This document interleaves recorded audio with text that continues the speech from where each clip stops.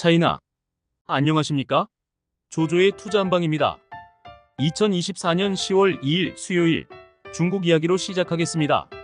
먼저 중국상의 종합 차트를 보겠습니다. 9월 18일 2689를 찍은 후에 중국 당국의 바주카포 증시 부양책 발표 이후에 지난 주말까지 무려 23%포인트가 수직 상승하여 9월 30일 3336으로 장을 마감했습니다. 이후 중국은 10월 1일부터 일주일간 긴 국경절 황금 연휴에 들어갔습니다.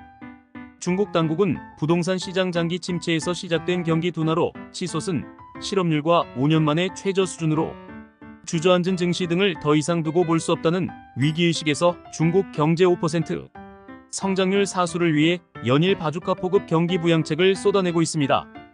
지난 24일 각종 금리 인하, 부동산 주식 시장 규제 완화 계획을 발표한 데 이어 25일 곧바로 중기 유동성 지원 창구 MLF 대출 금리를 0.3%포인트 낮추고 27일엔 은행 지급 준비율을 0.5%포인트 인하했습니다. 지방정부도 후속 조치를 이어가고 있으며 상하이시 정부는 호텔 레스토랑 이용과 영화 스포츠, 경기 관람 등에 쓸 수 있는 5억 위안 규모 쿠폰을 발행하기로 했습니다. 이에 헤지펀드 업계 거물인 데이비드 테퍼, 에팔루사 매니지먼트 창업자는 중국 자산이면 상장 지수펀드 ETF와 선물 등 무엇이든 사겠다고 말했습니다. 중국 경기가 회복세로 돌아서면 명품 소비가 늘 것이란 기대에 루이비통 모에 헤네시 LVMH 등 유럽 명품 기업 주가가 역대급 상승률을 기록하면서 32현지 시간 기준 최근 한 주간 LVMH 주가가 18.84% 상승하였습니다. 9월 18일 미국 중앙은행인 연방준비제도가 0.5%포인트에 이르는 공격적 금리 인하 단행 이후 일주일 만인 9월 24일 중국이 지급준비율 인하 등 대규모 유동성 공급 계획을 내놓아 세계 투자자들의 환호를 샀습니다. 물가와 고용의 이중 책무에서 경기 부양으로 이동한 미국 연준, 그리고 미국의 과감한 행보에 따라 유동성, 바주카포를 쏘기 시작한 중국의 대응은 모두 고압 경제 하이프레셔 이카노미인데 팬데믹 등 비상경제 상황에서 막대한 재정 지출과 완화적 통화 정책으로 경기를 뜨겁게 달구는 게 고압 경제의 요체입니다. 한국에서 거대한 동학개미 운동이 일어난 것도 팬데믹 초기 시중에 막대한 유동성을 푼 기획재정부와 한국은행의 합작품으로 탄생한 것입니다. 이후 고물가를 잡기 위한 통화 긴축 시대가 2년에 걸쳐 전개됐지만 최근 연준의 B컵과 중국 부양 발표는 고압 경제가 한시적 접근이 아닌 뉴노멀이 되었다고 봐야 합니다. 허나 한국 증시는 아직까지 처참합니다.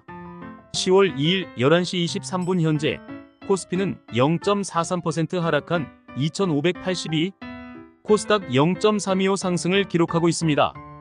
유가증권 시장에서 외국인과 기관이 각각 3천억, 4천억 매도 우위를 보이면서 여전히 수급에서 어려움을 겪고 있습니다.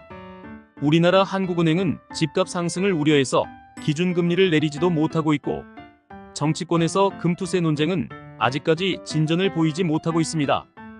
고압 경제 상황에서 화끈하게 돈을 풀고 있는 미국, 중국과 달리 우리 시장에서 유동성은 말라 있습니다. 우리 시장에 언제나 온기가 돌까요? 지금 이 시점에서 주목할 만한 사람이 있습니다. 바로 마이클 버리입니다.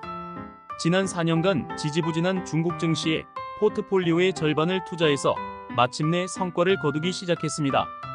영화 빅쇼트의 실제 모델 중 한 명이 바로 마이클 버리입니다.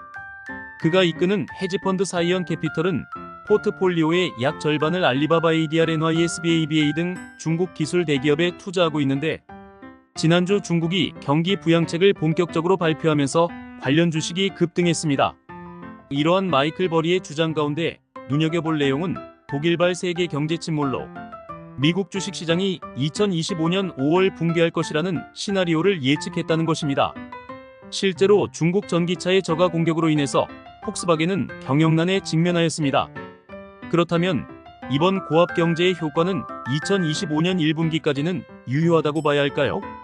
그때까지 세계 주식시장은 전례 없는 폭등을 보여줄 수도 있습니다. 오늘도 성공 투자하십시오. 좋아요, 구독은 제게 힘이 됩니다.